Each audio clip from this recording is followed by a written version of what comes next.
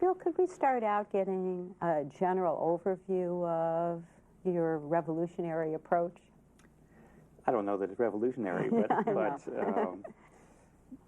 often in the addictions field, the model has been you need to put something into the person or change them or convince them or confront them.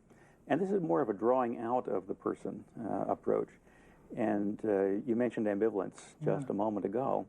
And it's a place where people get stuck. They want to, they don't want to, and they have trouble moving off that space. And this is a way of helping people to resolve that ambivalence and move on toward behavior change.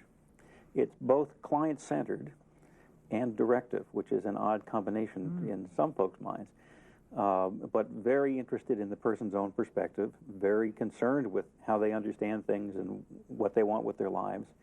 And at the same time, it's not just following the person, it's moving the person along in the direction of change.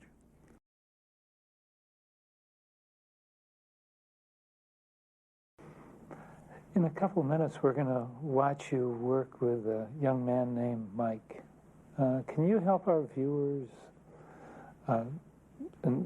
just to focus on what it is that they might be looking for in your work, some of the techniques or some of the strategies that you might be using? Yeah. Well, besides the principles that I talked about before, the way that one usually opens a session like this is with an open question, one that invites the person to tell you about themselves. And not just one of those, but a series of open questions. I try not to ask closed-ended questions very often, but to give a question where the client can move around a bit, and then follow with reflective listening very much.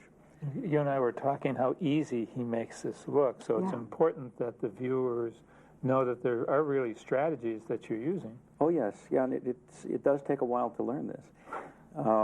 Also, in what I'm reflecting, and Rogers did this too, although he wasn't aware of it. Yeah, in what I'm reflecting, I'm differentially reflecting back the client's own statements that are moving in the direction of change, acknowledging the other side as well, but helping the person move along. There's acknowledgement of the person's freedom to choose and the respect for that position, but listening for the person's own motivation, for their own goals, for their own desire to change, and reflecting and encouraging and moving that along as we go, and providing the encouragement and the hope that can happen. And this client was very ambivalent, wasn't he? Yeah, and that's not uncommon.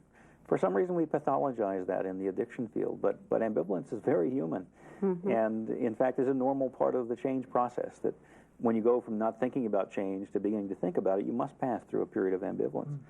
And it's just that's where people get stuck. And this is a particularly interesting case because he's very aware of being there and very aware of how uncomfortable it is to be at the ambivalent place, and very aware that he has to move one way or the other. He has to move forward and resolve the ambivalence by changing his behavior, or move backward and resolve the ambivalence by shutting down and saying it isn't really a problem. Well, since I'm not sure are three of my favorite ambivalent words, I'm looking forward to watching this. All right. Let's watch your work with Mike. Okay.